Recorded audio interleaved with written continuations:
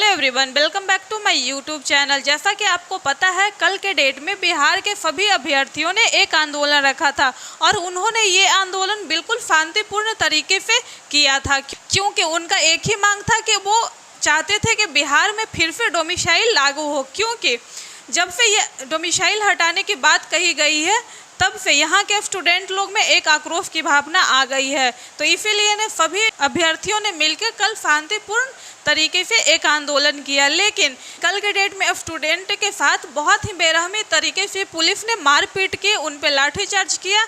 जैसे कि वो लोग क्या है, एक के छात्र नहीं, एक क्राइम करने वाले हैं। कुछ लोगों को यानी कि 20 से 22 लोगों को उनको अरेस्ट भी किया गया और बहुत देर रात तक उनको कोतवाली थाना में रखा गया। लेकिन शाम 8 बजे तक उनको वहां से रिहा कर दिया गया और लाठीचार्ज बहुत सारे अभ्यर्थी को चोट भी आया, जो कि कल के डेट में उनको हॉस्पिटल में भी एडमिट करवाया गया था।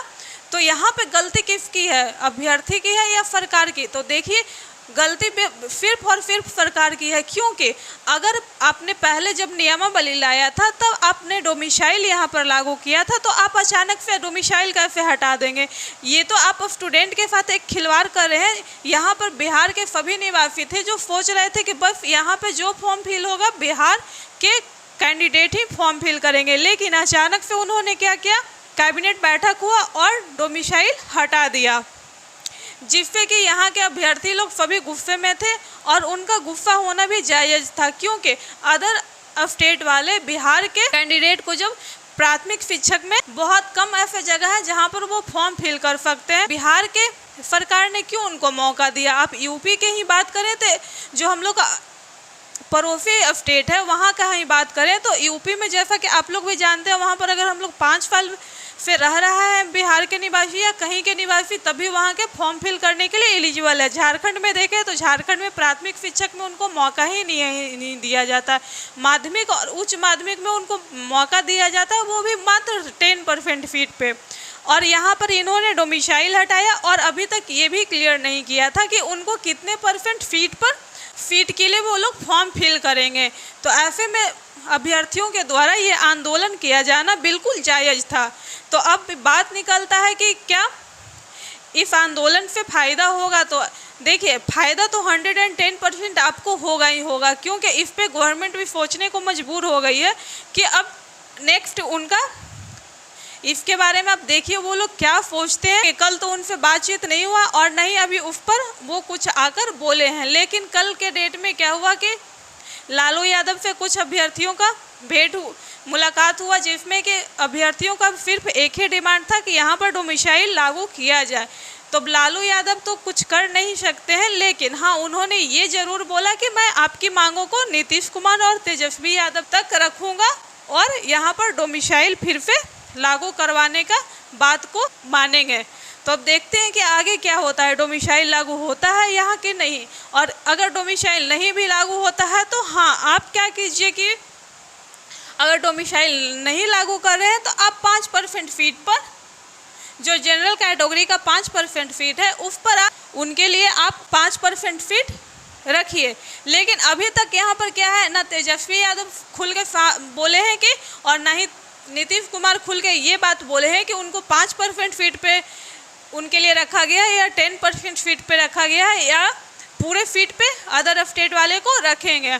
और उसका भी उन्होंने क्या एग्जाम दिया, उनसे अगर पूछा गया कि आप क्यों डोमिसाइल हटाए, तो एक तो उन्होंने पहले आकर बोला कि यहाँ पर इंग्लिश, साइंस और मैथ के टीचर नहीं मिलते हैं।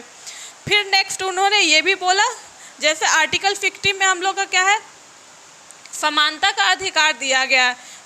तो नीतीश कुमार ने बोला कि जैसा कि आर्टिकल 60 में समानता का अधिकार है, तो ये अदर स्टेट वाले यानी कि बिहार के निवासी और अदर स्टेट के निवासी को सभी को समानता का अधिकार के कारण ये फॉर्म फिल करने का मौका दे रहे हैं। तो यहाँ पर समानता का अधिकार से अगर आप दे रहे हैं तो ये तो सारे अदर स्टेट वाले को भी करना चाहिए। लेकिन नहीं, अदर स्टेट वाले जब बिहार के निवासी को मौका नहीं देते हैं तो आप कैसे यहाँ पर मौका उनको देंगे? और दे भी रहे हैं तो आप 5% पे दे रहे हैं, 10% पे दे रहे हैं, ये भी क्लियर करते। तो आपने ये भी नहीं क्लियर किया, बस कैबिनेट बैठक में आपने डोमिसाइल हटा दिया। और अगर आपको डोमिसाइल हटाना ही था तो आप स्टार्टिंग में ही डोमिसाइल बिहार में नए नियमावली में लागू करते। लेकिन अब स्टार्टिंग में इन्होंने डोमिसाइल लागू किया और बाद में डोमिसाइल हटा दिया, जिसके कारण सभी स्टूडेंट के मन में, क्योंकि उन्होंने ये उम्मीद लगा के रखा हुआ था कि जो भी इस प्राथमिक शिक्षक बहाली में शिक्षक बनेंगे वो बिहार के निवासी ही होंगे, और वो लोग पढ़ना भी स्टार्ट कर दिए थे और अपना पढ़ाई भी कर रहे थे। लेकिन अचानक से जो डोमिसाइल हटाने के कारण उनके मन में गुस्सा आ गया, क्योंकि इससे आया है तब से बार बार वो लोग संशोधन कर रहे हैं। तब भी यहाँ के जो अभ्यर्थी हैं शांति तरीके से अपने पढ़ाई कर रहे थे। उन्होंने सीटेड अपियरिंग वाले को एलिजिबल किया तब भी चुप रहे, बीएड अपियरिंग को एलिजिबल किए तब भी चुप रहे, जबकि ऐसा कहीं नहीं होता है कि सीटेड अपियरिंग और बीएड अपियरिंग वाले को मौका दिया जाए। देखा जाए तो केवीएस का भी अभी एग्जाम हुआ था, उन्होंने भी अपियरिंग कैंडिडेट को मौका नहीं दिया, ना बीएड अपियरिंग ना सीटेड अपियरिंग को। लेकिन जो बीपीएससी शिक्षक बहाली हो रहा है उसमें क्या है कि सारे अपियरिंग कैंडिडेट को मौका दे रहे हैं। आप एक तरह से ये भी बोल सकते हैं कि ये लोग अपना फंड बढ़ाने के लिए मौका दे रहे हैं, क्योंकि जो अपियरिंग कैंडिडेट है वो अपना बीएड का पढ़ाई करेंगे या इसका पढ़ाई करेंगे, सीटेड वाले अपने सीटेड का तैयारी करेंगे या फिर बीपीएससी शिक्षक बहाली का तैयारी करेंगे। कुछ लोग ऐसे भी कैंडिडेट हैं जो बहुत टाइम से बीएड सीटेड का एग्ज़ाम दे रहे हैं, उसमें क्वालिफाई नहीं हो रहा है, तो वो कैसे हम मान सकते हैं कि इस बहाली में पास हो जाएंगे। लेकिन क्या होगा, बहुत सारे कैंडिडेट फॉर्म फिल करेंगे तो बहुत सारा सबका पेमेंट भी उनको मिलेगा। अब उनके दिमाग में क्या चल रहा है ना हम जानते हैं ना आप जानते हैं।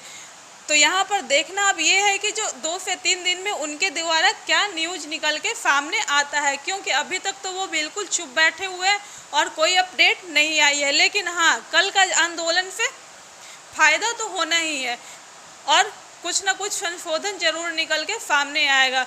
मे भी हो सकता है कि अदर स्टेट वाले को 5% सीट दिया जाए।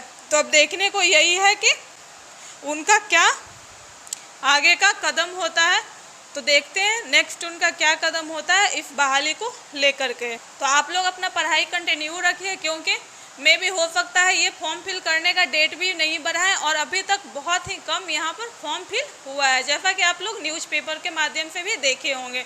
और अभी तक मैंने भी अपना फॉर्म फिल नहीं किया है, तो आप लोग अपना फॉर्म फिल कर लीजिए और अपने पढ़ाई कंटिन्यू रखिए, क्योंकि एग्ज़ाम तो आपको देना ही देना है। तो चलिए, इस वीडियो के माध्यम से मुझे आपको यही जानकारी देनी थी। मिलते हैं नेक्स्ट वीडियो में। Thanks for watching.